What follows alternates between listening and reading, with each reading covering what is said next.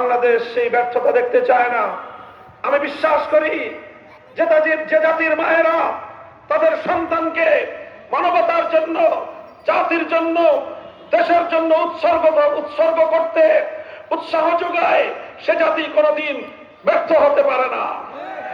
যে জাতির মায়েরা নিজেদের সন্তানদেরকে রাজপথে জালিমের বিরুদ্ধে লড়াই করার জন্য প্রেরণা যোগায়, সে জাতি কোনোদিন ব্যর্থ হতে পারে না। ইনশাআল্লাহ বাংলাদেশ ব্যর্থ হবে না। বাংলাদেশকে যারা ব্যর্থ করতে চেয়েছিল তারাই ব্যর্থ এবং নাকাম হয়ে যাবে।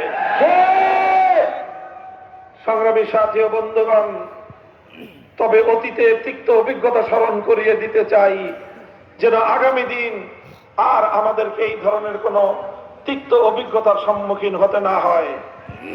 বাংলাদেশ 1971 সালের 16 ডিসেম্বর তার স্বাধীনতার নিয়ে একটি স্বাধীন জাতিসত্তার রূপ নিয়ে বিশ্ব দরবারে আবির্ভূত হয়েছিল। 1971 সালের 16 ডিসেম্বর যেই বাংলাদেশ আমরা অর্জন করেছি, যেই জাতিসত্তার উন্মেষ ঘটেছিল, তার পিছনে ছিল আমাদের দীর্ঘ সংগ্রামের ইতিহাস।